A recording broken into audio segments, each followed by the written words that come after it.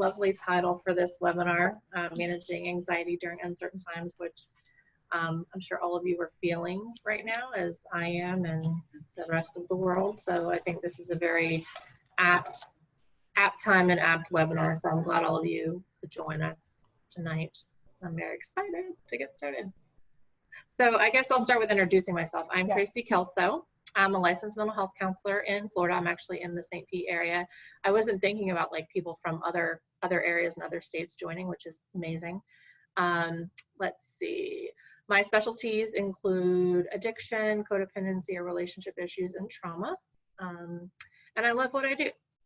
So that's about me. And I'm going to pass the torch on. I'm Amy Johnson. I'm also a licensed mental health counselor. I have in the state of Florida, and I have also certification in brain injury. My area is in addiction and trauma, and my day job is working at a traumatic brain injury facility with people who have both a brain injury and an addiction issue. I have been with the underground, so it's funny because I was telling somebody my go-to answer is to say 7 years, and apparently I've been saying 7 years for several, like a long time. And Christy Gates, who works with InterVarsity, asked, she just like, well, what year did you start with the underground? So I started with the underground in 2009. So I've been with the underground for 11 years, which is wild. I wasn't even, because I don't think about that stuff. I didn't even think about it. As Tracy said, we felt a need early on to come up with this presentation because we knew that people really had a need for this. And we wanted to offer just some tools that we have in our pocket and try to help people both with your personal experience, if you're experiencing anxiety, but also with the people that you serve, people that you are in community with. So that's why, that's what we're doing tonight. So I'm gonna open us up in prayer, and then we will get started. So as you can see, these are our objectives. We'll be covering several things tonight. One of the things is kind of reviewing the biology of anxiety and trauma. They go hand in hand, and understanding what they actually are and how they impact the body. Identifying triggers. We're going to take a look at some internal versus external triggers and how those kind of show up in our day-to-day lives, and also exploring some self-care tools. So when you guys leave, having some go-to things that you can utilize, like Amy mentioned, either for yourself personally or to use with the people that you're working with, and so you can have kind of like a toolbox when this is all over with.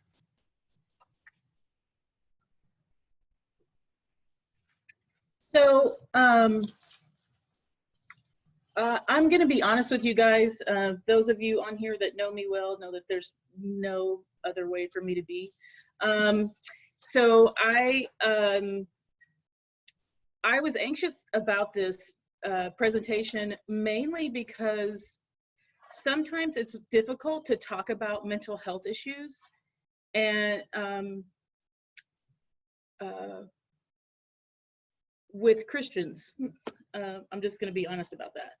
It's I have heard a lot of different things about what people have to say about that, and it's not always positive.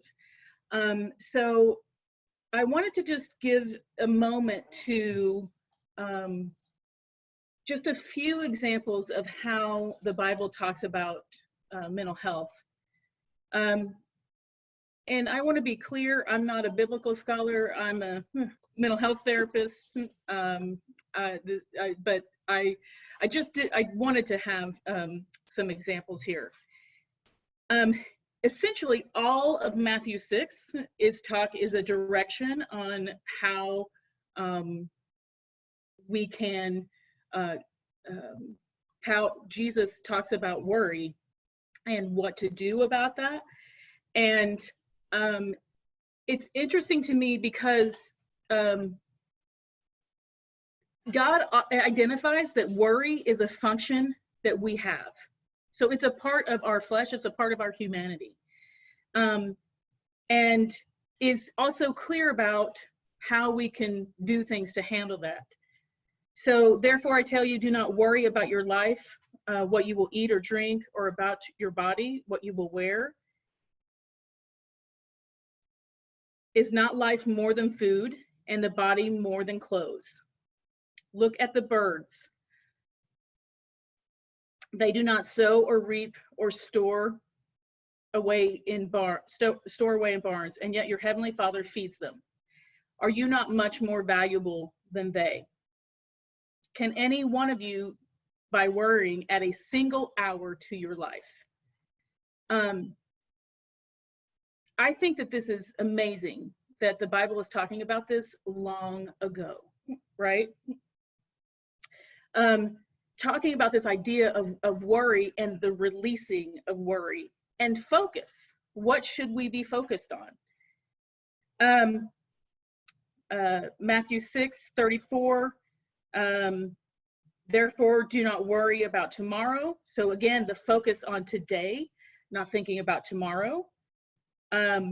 Each day is its own. Each day has enough trouble of its own. Each day is its own.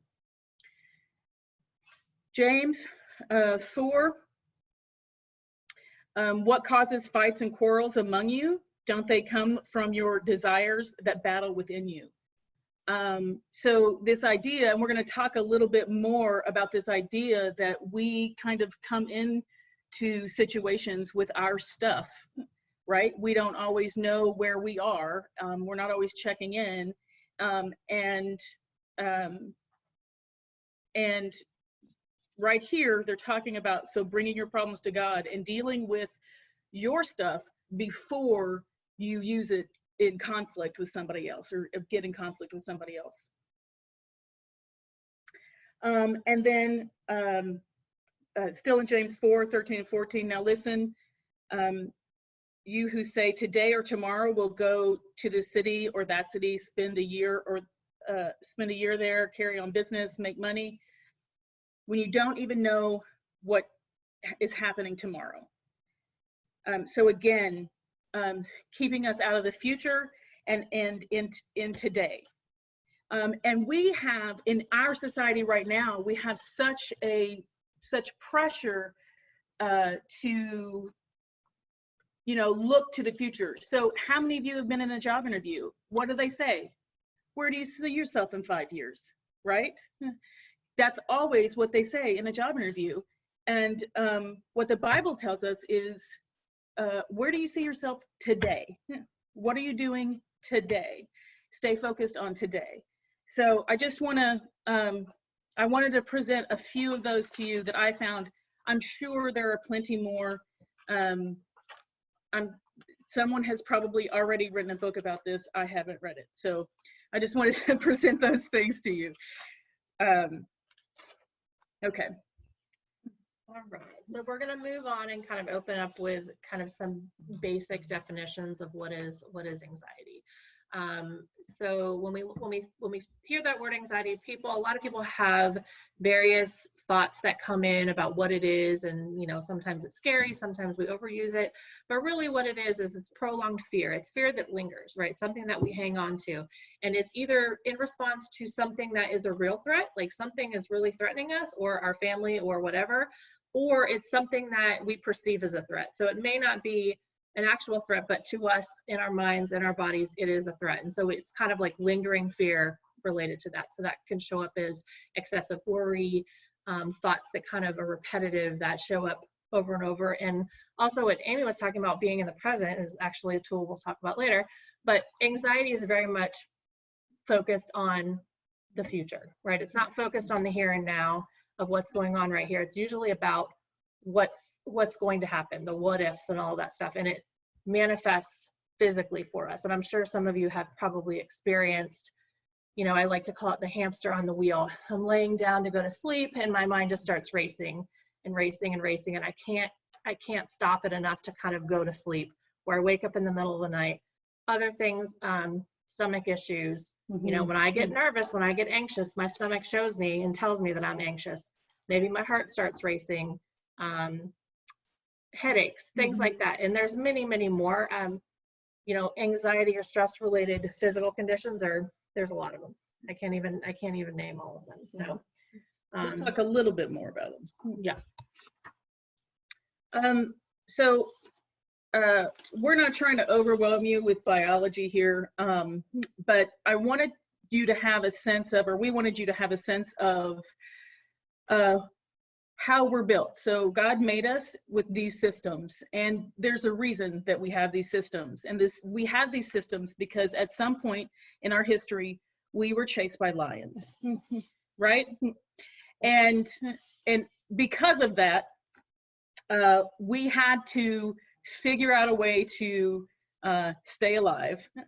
And so I show you these. We want to show you this because this parasympathetic nervous system that operates. So these systems operate together. So one of them happens, and then there's a normalizing response, and the other one happens, and there's a normalizing response, and the other happens.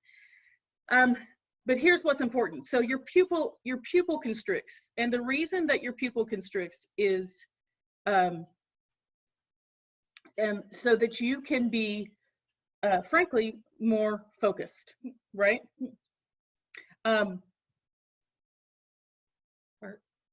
Heart. I'm sorry. I'm trying. It's hard to read. Yeah.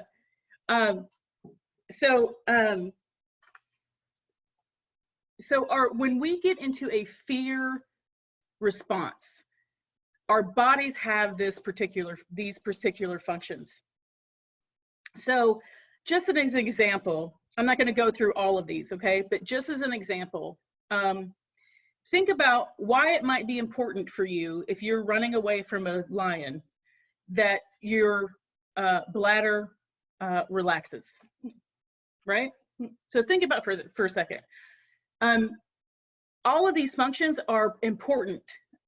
So I'm sorry, I'm talking about the sympathetic nervous system. So your pupils dilate so that you can see more. Your bladder relaxes because the less weight that you have in your body, the faster you can get away from whatever is chasing you, right? Your airways dilate so that all of your air is getting into your lungs as much as possible. Your heart rate increases, so again, your body can move faster, right?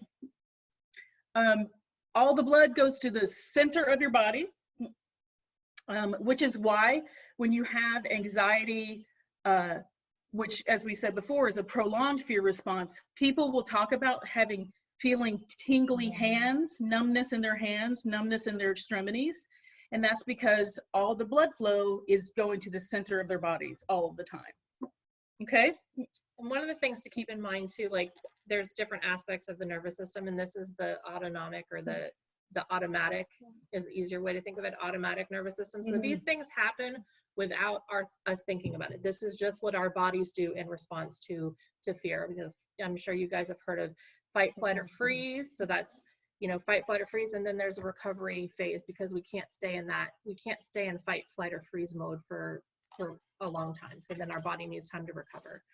So that's just kind of what these two systems are illustrating. So you can understand that there are physiological aspects that we may not understand, or they're in play when we're feeling anxious. So, yeah. Video? Yeah. Okay. Good. All right. So moving on to trauma. So the reason we talk a little bit about trauma when we talk about anxiety is because as you experience traumatic events, and we'll talk a little bit more about these things, as you experience traumatic events, your ability to recover from that fear response is less. And so this pandemic is a traumatic event, and lots of people are experiencing more anxiety because they haven't adjusted or haven't regulated to this new way, right? We'll talk a little bit more about that in a second. And when we think about trauma, like, I know that that can seem like a scary word. I know, at least with a lot of people that I work with, is really what trauma is. When we break it down, is a distressing event. Something happens that's causing us distress, and that can mean many, many, many things. It can mean from the most horrific things you can think of to some lesser things that are, but they're still distressing for that individual. And there's different types, as you can see. There's the acute, something happens, it's a single event. Chronic, it's more prolonged, you know, the same or similar thing happens over time, and it's a continuation. Or there's the complex, when there's multiple traumas that kind of pile on each other, and we see all of this every day. And I'm sure that some of you have experienced some of the things that we're going to talk about as what that might look like. So here's the way that I like to explain this to people, is that, so has everybody had a broken bone? Like most of us have had a broken bone of some kind. I actually haven't had a broken bone either. I've had a few broken bones. So when you break your arm, your finger, your leg, whatever, when you break, let's just go with the arm. So when you break your arm, your brain identifies that as something that's broken, right? It sends the pain to the place where that goes. It identifies, it's like, yes, that's where the arm is broken. Yes, that's where I need to get a cast. That's the part that needs to be healed. We can see it on an x-ray. We can see it on an x-ray. We can get it, put a cast on it. We can get it healed. The same thing is true anytime we have a distressing event, except your brain doesn't have anywhere to put it, because it can't identify anywhere in your body that's actually broken, right? And so it still happens that it experiences that as a trauma in the same way that it would experience a broken arm, a broken wrist, a broken finger. It's the same thing. It's that it doesn't have a place to put it. So your brain does actually put it somewhere in your body. So a lot of people will talk about when they're stressed out, they have more hip pain, or they have more knee pain, or they feel a lot of tension in their shoulders. So you actually, it does put it somewhere, but we don't tend to notice that because it's a function outside of our awareness.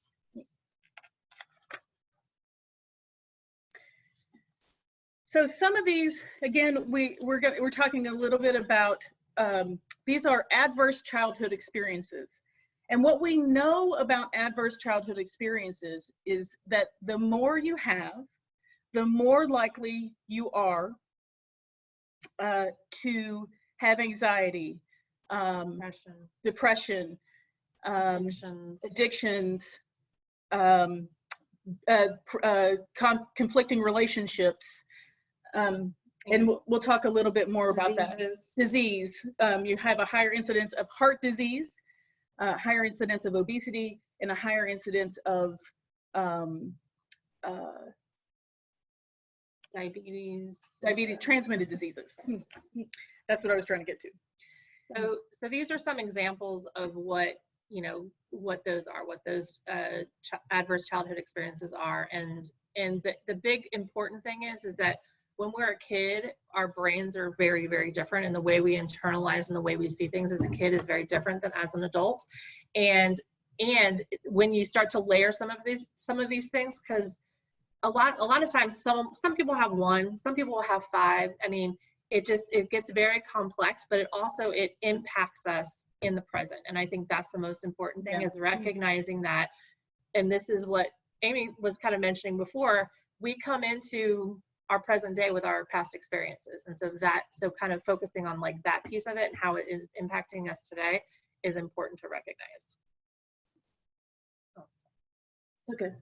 So here's what we know about these adverse childhood experiences. About 61% of adults surveyed across 25 states reported that they had at least one of these adverse childhood experiences, and 1 in 6 reported that they experienced 4 or more. And you can see there's many different spokes on this particular wheel, and these are all the different areas that they've done research on, kind of those ACEs impacting present day. Yeah. And so we want to focus, so look at that anxiety piece of the pie. Almost 60% of people who have just one adverse childhood experience have a higher level of anxiety in present day.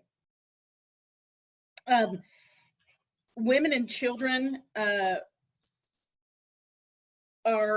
women and several racial and ethnic minority groups are at a greater risk for experiencing 4 or more of these. So it's also important to consider when you are talking with people in your microchurch, thinking about where they're coming from and what they're bringing in to these experiences. Good. And so what we have on the screen are big T's and little t's. And so these are big traumas, major traumas, or what we call little t's, little traumas. Now, if you look at these lists, you can probably identify 1 or more that you've experienced personally. I know there's several that I have. And also recognizing that in our bodies too, it doesn't identify like, oh, well, that's a big trauma, so we should respond this way, and that's a little trauma and we should respond this way. It's all trauma. Yeah. And that's how it shows up. It's all, and so sometimes we may not recognize that, you know, I lost my job, or maybe I got a job, because that can be traumatic too, right? Because it can be an event that I've taken on extra responsibility, and it might be causing some distress, even though it's a positive thing. I may not recognize how that is actually impacting me, and by not recognizing it, then it can lead to other things, more stress, more anxiety, and interrupting my day-to-day functioning. Mm-hmm. Anything else you want to know? Okay. I don't think so. All right. Everybody still with us? I see Tommy still. Okay. All right. So triggers. Recognizing that those big T's and little t's happen, and figuring out there are different kinds of triggers. So internal triggers are triggers like feelings, thoughts. So if I ruminate, or if I think about a negative experience over and over, that can trigger some negative behavior for me, right? If I get anxious and I say, oh, I'm really scared and I can't come down from this. I'm freaking out. That kind of self-talk about you can't do it promotes, that's an internal trigger for actually making you more anxious. Physical symptoms that Tracy kind of talked about already, stomach issues. People will often talk about tightness in their chest. Hands are shaky, tremors, that kind of thing. Tension in your shoulders. Tension in your shoulders. Those can also be internal triggers. Sure. So, and we think about external triggers. So these are the things that are outside of us that we really can't control. So it might be a situation, it might be our environment, it might be a person, maybe a person that reminds us of a relationship that ended, and then that can be a trigger. Or, you know, someone reminds us of my mom. My mom that I'm having conflict with. My mom that I'm having conflict with, right? So it can be sounds, right? Song comes on the radio. It can be a smell. I've heard a lot of times, like, people walk into a hospital and that smell hits them, and it's like this. It is this external trigger that they can't, that they didn't plan for and they couldn't manage. So yeah. How does it manifest? How does anxiety manifest? So it's interesting that while we know that anxiety has some kind of normal manifestations for people, like the tightness of the chest, shortness of breath, increased heart rate, repetitive thoughts.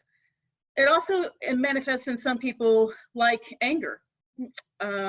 If you see somebody kind of easily going into a rage. Or it can be like irritation too, if you're just like on edge. Maybe you're not raging, but you're on edge all the time. That's what I do. Yeah, yeah, that's right. Irritable across the board. It can manifest as overeating. It can manifest as maybe not overeating, but eating things that are not great. So, for dinner, you're eating brownies instead of eating a healthy meal, right? It can manifest as immobility. So the inability to just move, like wanting to sit there and watch Netflix all day. That's how anxiety can manifest. It just cuts you off. Being lethargic. Yeah. It can manifest as certainty. So yes, I'm right. Yes, this is the way it is. Yes, this is what's, that can often be a function of anxiety.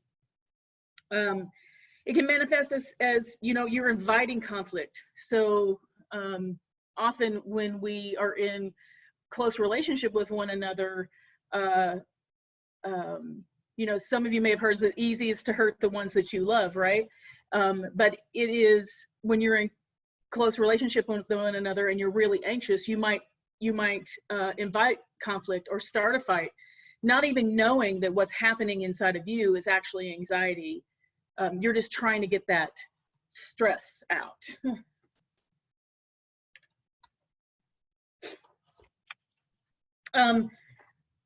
Lucas talked a little bit about cognitive distortions last week.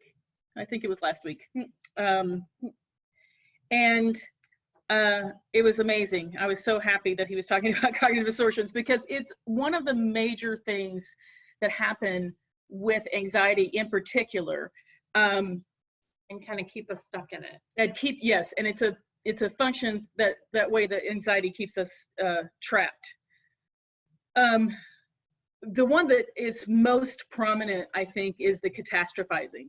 Okay. So, oh, isn't this awful? Kind of talk, like, I can't get out of this. I'm never going to get used to any of this change. So using those kind of qualifiers, always, never, if you hear yourself using those pretty frequently, you're probably catastrophizing. Another one is like the what if. This is like catastrophizing can show up in the, well, what if I lose my job and then I trip and I fall and I break my leg, and what, is I'm kind of going down this rabbit hole of things that aren't real. Yeah. I didn't lose my job. My leg's fine. I didn't trip, not yet, but so kind of that is kind of the catastrophizing or kind of, I came in late to work, so I automatically think, well, I'm getting fired now because I was late one time, so I always go to that place. Another big one is the should statements, or as I like to say, shoulding on yourself, and kind of being in that, I should do this, or I have to do that, and I need to do this, and it's just like this big pressure we create. And who said I have to do that? Mm-hmm. So. And it distorts. What's interesting about cognitive distortions is that it's in the name, right? It distorts what's actually happening. So if I have a belief that I have to be helpful all of the time, and I'm not worthy of having any time to myself, or I'm not worthy of having any time in prayer, or I'm not worthy of having any of that. If I believe that fundamentally, then I'm going to operate as a person who is always trying to help, a person who is running themselves into the ground because that's my operating distortion. Which other one are we going to talk about? Emotional reasoning? Yeah, or I was going to say even magical thinking is a good one. Go ahead. So magical thinking is, kind of imagining all of these things that could happen or are going to happen, but I don't actually take steps to make them happen, right? Like, going back to jobs, I'm going to get this wonderful job, this magical job, but I don't have a resume, I haven't filled out any job applications, I'm sitting on the couch eating ice cream. Like, that's great, I want to get this job, but I'm not doing anything to help me get there. So sometimes that can also create more anxiety because it keeps me stuck in that role of being stuck. Mm-hmm.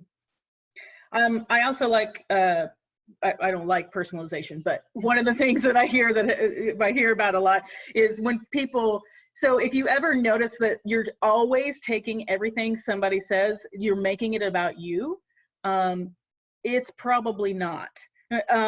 So if you are personalizing everything that every conversation that you have, everything somebody says about you, says to you, or around you, oh my gosh, that must be about me.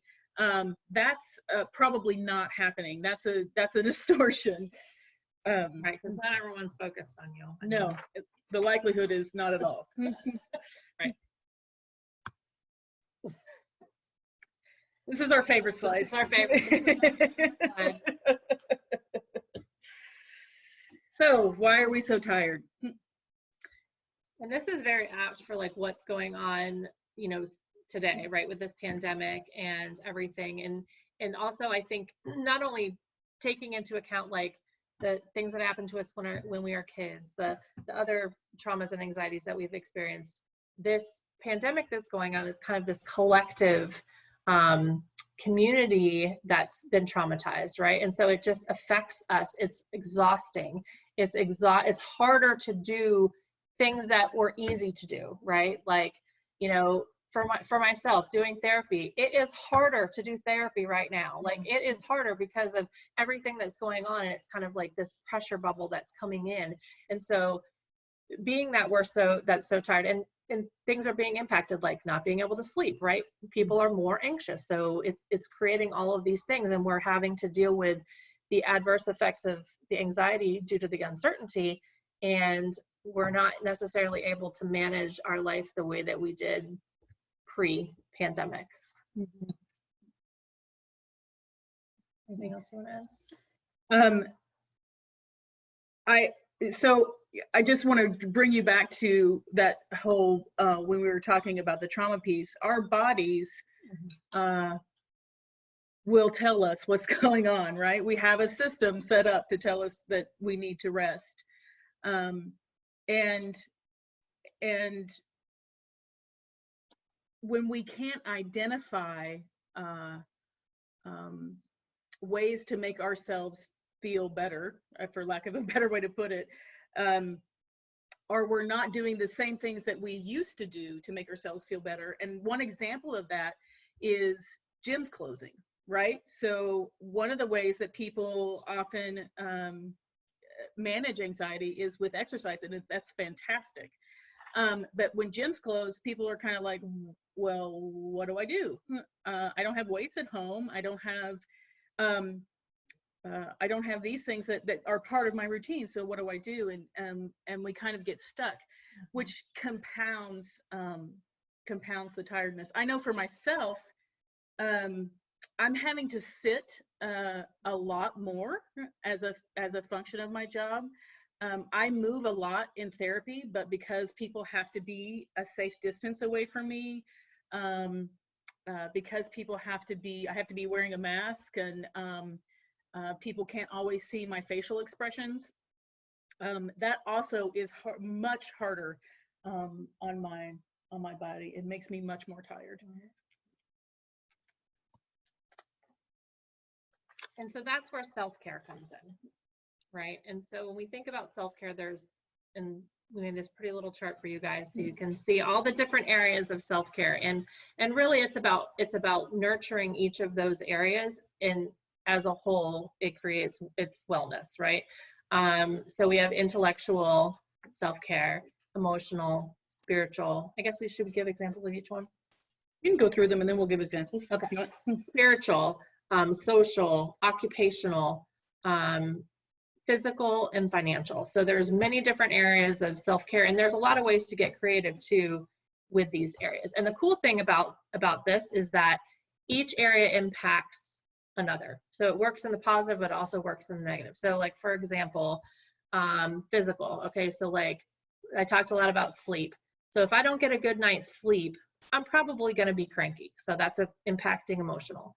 I may not be able to think very clearly. I might have a hard time focusing. That impacts intellectual. So if I'm focusing on my physical health, my nurturing that physical, doing some physical self-care, it's also going to have the positive impact. I might be motivated, right? I might be in a better mood. I got the endorphins going. So each area impacts itself. So it's like, you don't have to focus on all of them all of the time, but you do want to put some energy into some of them some of the time. Yeah. So sleep is number one. You may or may not know that the number one mental health tool is sleep, and it's sleep hygiene. And that means getting to bed at the same time and waking up at the same time every day, as much as possible. And you think, well, that's not a big deal, but I want you to remember maybe when you were in college and you had to stay up and study all night, and how that made you feel. How foggy did that make you the next day? How tired was your body the next day? So think about the things. Sleep is one of the primary things that you can do for yourself. Again, going to bed at the same time and waking up at the same time as much as possible every night. And having a sleep routine. So writing down those thoughts that you have, having a journal next to your bed, writing down those thoughts, praying before going to bed, having a... I was going to say minimizing screen time. Minimizing screen time, yeah. I mean, granted, we're doing this like 8 o'clock at night, but on the other nights, right, like not minimizing the screen time when it gets closer to bed does help with sleep.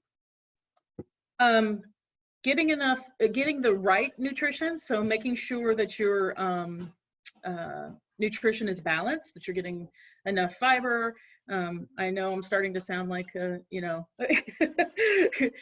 health person right now, but it's really, honestly, sleep and nutrition are more important for maintaining weight and all of that than anything else. Having appropriate exercise. And right now, as I said before, gyms are closed. They may be opening up. I actually don't know. But getting creative about exercise. So making an obstacle course in your house, giving yourself you're going to do 10 jumping jacks and then run around the table and then do 4 lunges, and making it like a game as much as possible so that you can have some fun with exercise. Turning on the music and just dancing. Turning on music, dancing, yeah. Getting outside and getting sunlight is actually really important. Mm-hmm. We need that. And vitamin D is important for our emotional health. Emotional health and our digestion. Limiting caffeine intake. I know nobody really wants to hear this one, but really managing your caffeine intake. So for me, I don't drink any caffeine after 3 p.m. As a rule, because that influences my sleep hygiene. Limiting your sugar intake, because sugar can contribute to inflammation.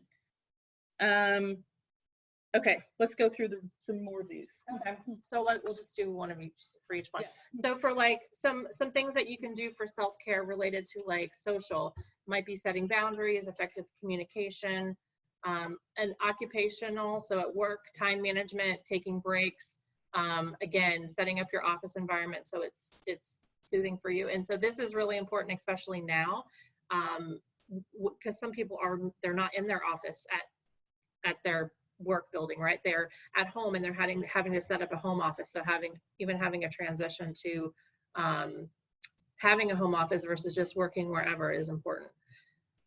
Intellectual, making time to just think about things, like being curious, doing puzzles, Sudoku, reading things that are for pleasure, not because you have to, not because it's school or work or self-help, but it's just like enjoyable reading. Financial budgeting, planning to do fun things and having, figuring out financially how you can do that. Emotionally, journal writing, communicating feelings, kind of doing something we call a body scan, where you just kind of check in with yourself and notice what's going on in your body right now. Like what are you feeling, and your stomach and your shoulders and your head, and just checking in with yourself, listening to music. My favorite emotional tool is memes. So I ask my friends to send me funny memes, because that helps me. Laughter is really the best medicine, so humor is great. So I ask for friends to send me just memes. Sometimes Leanne and Catherine know I ask for pictures of dogs, and so just something that will make you laugh or smile is a way to do that. And spiritual, making time for God, doing specific devotionals. So there are lots of apps out there. We have some examples at the end. There are lots of apps out there that already have plans set up that you can use and that you can go into for specific devotionals that give you, like, there are some timed ones. There are some that you can do, here's a daily, here's a particular focus. Connecting with people who are part of your spiritual community is huge for that. Being in prayer is huge for your spiritual wellness. So when Amy was talking earlier and she was reading the excerpts from the Bible, and it was a lot about being present and being in the present moment. I know you probably hear about mindfulness and all of that stuff. And really what it's about is being present. So we wanted to show this image to kind of show where it's mindful, that's the anxious, kind of like worrisome brain, right? We're thinking about everything. We're thinking about, everything but what's going on right here.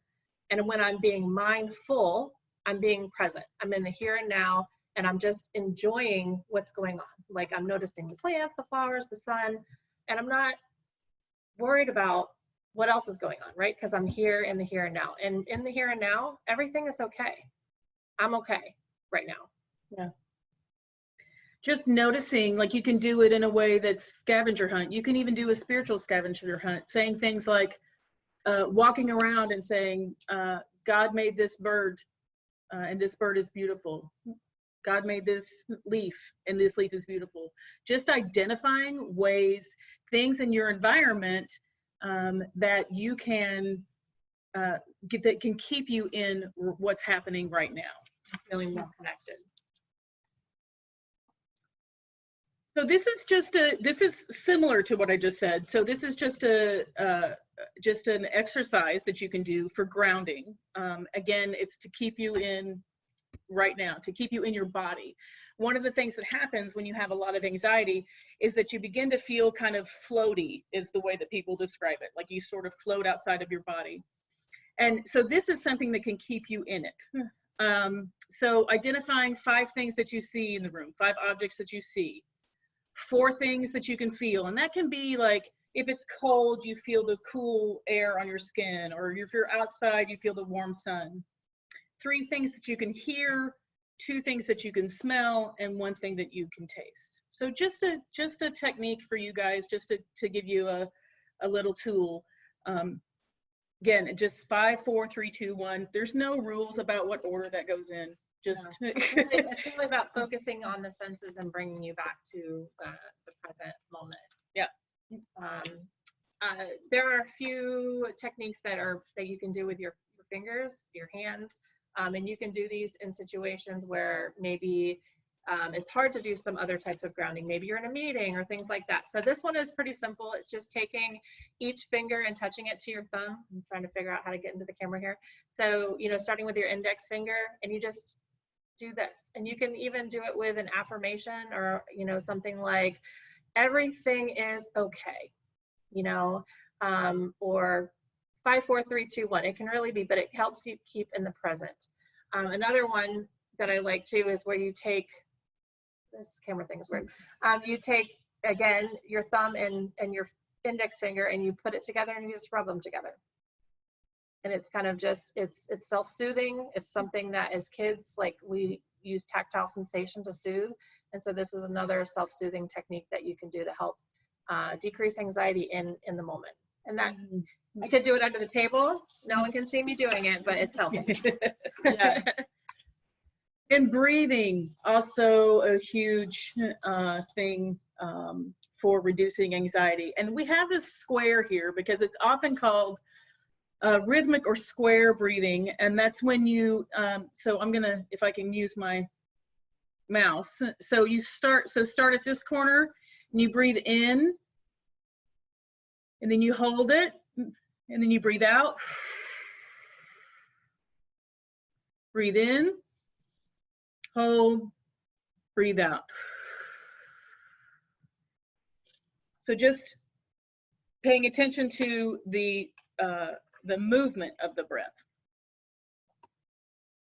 And then here are a few resources that might be helpful. So this one is a coloring app that's out there. This is the Bible app that you can do. There's tons of devotionals already set up on it. This is a book, The Body Keeps the Score, that talks about how your body responds to trauma, anxiety, and how you can heal. Mm-hmm. This is Caribou. This is an app that you can do with kids. So if you're away from your nieces or nephews, maybe you're away from grandchildren, this is an app that you can color with them and play games with them. Spotify for listening to music, podcasts. I will be honest with you, Tracy and I are both introverts, so these are all kind of introverted things that we chose. You might notice, but there's some references we have, and then we're ready for Q&A. And if people don't want to hear the Q&A, if they need to go, please feel free to go move on. You're welcome to email me with questions. My name it's Amy. I hope you can see the spelling there, amy@tampaunderground.com. And if you have additional questions, you're welcome to email them. I'm going to stop the share. Okay, Catherine. I'm here. All right. Any specific questions right now, feel free to private message me in the chat. I do have a couple to start, if you guys okay. Someone's asking, when I'm starting to feel the anxiety coming on, like a panic attack, what is something that you can do in the moment? Like if you know it's kind of coming, what do you do either before to stop it or once it's happening? So that grounding technique that we gave you guys, and we can send this out if you guys want to give to Leanne, if you want to send, is that right, Leanne? So send your email to Leanne and we can send you, we're happy to send you the presentation. So that grounding technique is very helpful in those situations. So really just thinking about bringing yourself back to into your body. And also utilizing breathing too. So when one of the functions of like anxiety attack or panic attack is it's the primitive part of our brain that is kicking in, and it doesn't necessarily recognize language. So if we say, oh, it's okay, or calm down, but it does recognize breath. So if we practice some of that rhythmic breathing as we're noticing like our anxiety is ramping up, that can also help kind of calm us down and bring us back into that, bring us back into the present and signal that part of our brain to kind of let us know that it's okay. And then we can move and utilize some of those other tools. Yeah, because what's happening to your brain is that it's telling your body that it's unsafe. And so whatever you can do to make yourself feel more safe in that moment. That's a good tip. Tracy, since you mentioned like spoken words, I'll go a little out of order with this question, but as a microchurch leader of a bunch of people, what are some things, or are there things to say and like definitely don't say to a person struggling with anxiety in the moment, especially if people don't really respond to spoken words at that point. Well, I mean, certainly being present with somebody, when I know when I'm with someone and I can recognize that they're getting anxious, I do acknowledge them to breathe. I will do a technique with them, like Amy is talking about, like the grounding technique, or something else in the moment. Things not to say are like, I don't know why you're feeling so anxious.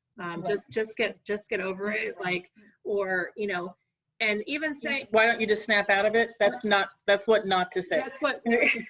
So sometimes just being present with someone and just acknowledging that they're having a hard time and not trying to fix it, it can be very helpful. I also think that acknowledging how you're feeling in that moment helps the person acknowledge how they're feeling. Mm-hmm. So sometimes with that language piece, so literally we don't have access to our left brain when that happens. And so sometimes the language is hard for people.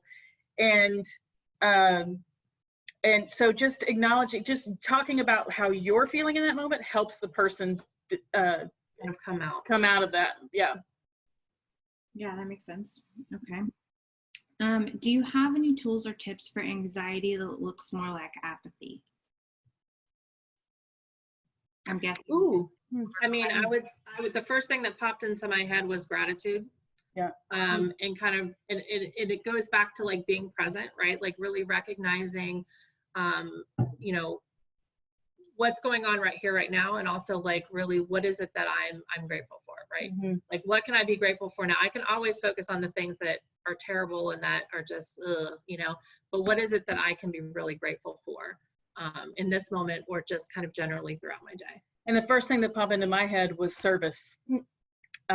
So it's difficult for us to be, it's hard to be apathetic and in service to someone at the same time. Yeah. So if you just reach out, so like if I'm feeling really apathetic, I'm really anxious and feeling apathetic, if you just reach out to a friend and say, I'm praying for you today, or I'm thinking about you, that helps you get out of that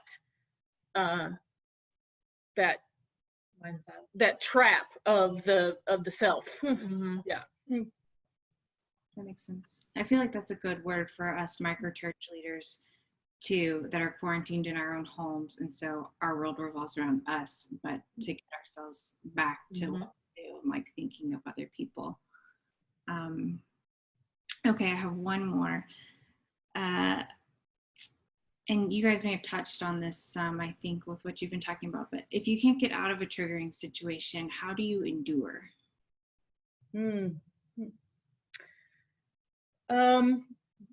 I think setting boundaries, because there are going to be people who trigger us. There are going to be things that trigger us that we don't really have control over, right? I'll give you an example. So in my own life, I was watching television when 9/11 happened. And I have not since watched a morning show. So I set a boundary for myself. And in fact, I don't watch the news. I listen to NPR, I listen to podcasts, but I do not watch the news in real time ever. Because it is, it's not something that I can do. So I know, first knowing, right? Knowing the things that are going to be triggering for you, and setting up a boundary that's like, okay, I can't watch the news. Mm-hmm. And if someone in your house is watching the news, knowing, oh, okay, I'm going to go to a different room, Yeah, and I would also say, like, if you know what the triggers are and you can prepare, even though like I'm going into a situation that's probably going to be triggering, have kind of like an emergency plan for yourself. And that doesn't mean I run away. It could mean that, but it doesn't necessarily need to be that. It could be things like doing some of those grounding techniques, doing some breathing. Maybe I do some prayer. Maybe I do listening to some uplifting music before I go into that situation. Doing some of those finger things, like even going into the bathroom and like putting water on my face, or something like that can kind of shift that moment and make it a little bit different. But yeah, utilizing some of those other tools if I'm in a situation that I don't feel like I can get out of, but it's triggering for whatever reason. I don't have to be in it. I can control what my thinking is. Right. That's great. That is all the questions I have. Looking at the chat, I like Leanne's suggestion. Everyone should get a dog. Leanne's answer is everyone should get a dog. Yeah. I agree. Yeah. Yeah. That's it. Cooper, even like, just spend some time with Cooper. That's Good one. This might be a weird question. I don't know exactly. I don't have my mind wrapped around it just yet, so maybe help me. But yeah.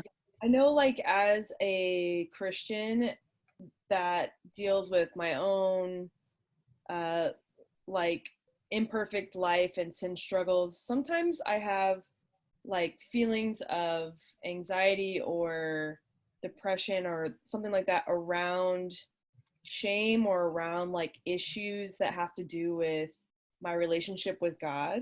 Mm-hmm. And I'm sure that's common for people in our micro churches. Mm-hmm. So could you talk to that a little bit about how to engage people that maybe are more prone towards mental illness, but are trying to like God creates a sort of anxiety for them, or their own sin struggles create that. Do you guys know what I'm saying? Like, I don't know. I do. So for those of you, I don't know if I said this at the beginning, but the clinic is one of the microchurches I'm a part of. The other microchurch I'm a part of, and I have a couple of team members from that church, from that microchurch on here, is the other one is Heart Dance, and we go into strip clubs and talk to the women in those strip clubs. And sometimes just our presence is shaming, right?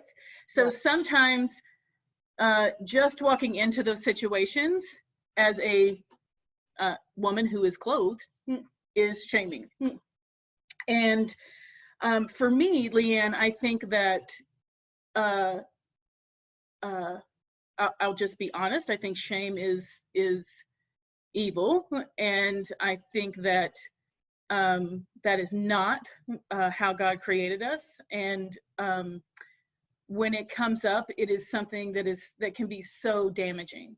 And so, really paying attention to how are we approaching other people as though they're people of God, regardless of whatever they're in. They were made in God's image as well. Really approaching people with, we love you. And I think, and I'm going to speak a little bit to the other side of that, is I think that we often forget that we can do that to ourselves as well. And we have this system for approaching ourselves in a way that is unloving. And that is also not of God, right? So recognizing that that's what it is, like that's, you are loved. And it is important to know that you're loved, right? I don't know if that really answered your question, but I think there's probably a deeper conversation about that, but I really think that's I think that's huge. Yeah, I feel like I experience that a lot in my own life, but in the people that I talk to a lot. And so it's just something that I wonder about. Like, I also, that maybe a follow-up to that is, I think that I'm better at recognizing anxiety in my own life. And so because of that, I can sometimes recognize it in other people's life. Mm-hmm. But sometimes other people don't have that Right. same recognition or awareness. Right. So if you are dealing with people in your microchurch that are having these kind of anxious responses, but are unaware. And so, like you guys said, that can manifest in all these different types of ways. What's a good way to kind of maybe not call it out, but to help acknowledge it or get to the deeper root of, like, if somebody's manifesting in a very aggressive or angry way, I might be able to perceive they're actually not angry, they're anxious, they're afraid. Right. So how would you guys recommend going about, maybe, I don't know, digging in? Or obviously it requires relationship, but if I have Right. that relationship, what's a good way to address that? I have something. Do you have something? No, go ahead. So again, those of you who know me know that I'm pretty upfront about I'll tell you what she does. She's like, what's going on with you? She said it to me the other day. Just saying, there's something up with you. What is up with you? That's exactly what she said. And she said it literally just like that last week to me. Just like that. Just like that.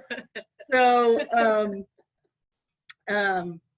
but we know each other well, so we have that relationship. I can say that.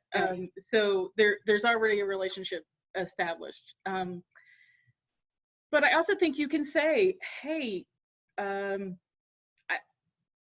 seems like you're yelling a lot. And I'm worried about you. Yeah. I think that's okay to say. Expressing concern, just saying I'm concerned because I've noticed these things, and I'm just wondering if, is something going on? Are you okay? Or, are you talking, just kind of like acknowledging it, that you're one, that you care, and that you notice it, and that you're concerned, and you're kind of inviting them to share with you if they want to. Yeah. They may not, but hopefully they will with someone. That's good. I think it's important to check in with people, even if you are in a beginning relationship with them. I think it is important to check people, to check in and see, because at the very least, they'll know that you care about them. Mm-hmm. And it's also when you start developing that in a relationship with someone too, you're more likely to have more people that will ask you that too when you have something going on and express concern to you. Because we also, not only do we want to do that for others, but we also want to have people in our world that are doing that for us too. Yeah. I also think, I always think that reflecting feelings, so if you are noticing that somebody is feeling a particular way, so if you're noticing anxiety in somebody that they may not be noticing, it's okay to be wrong. So, because you're being wrong about, oh, it seems like you're pretty anxious right now, just saying something like that helps them really identify if that's what's going on or not. So it's okay to be wrong if you reflect a feeling, and they might say, no, I'm not anxious, I'm whatever. Yeah. Okay. Might That's say, really yeah, helpful. I am.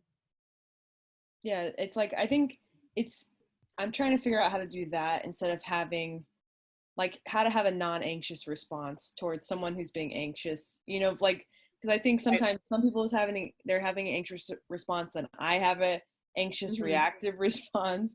So just trying to, like, diffuse that situation.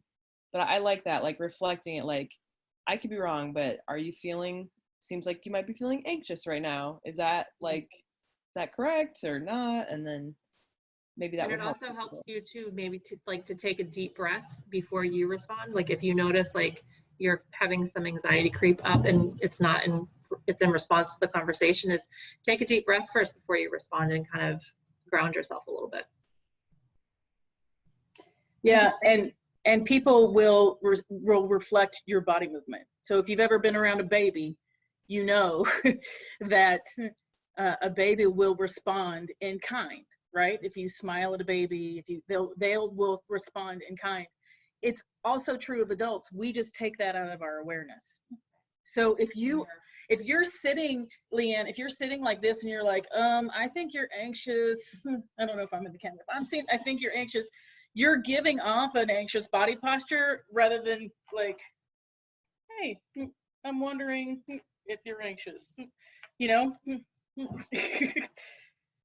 Not that you would ever sit like this. I'm just making, yeah. Yeah. I actually am cold right now, so. Yeah, thank you. Yeah. I think we're over a little bit. Sorry, guys.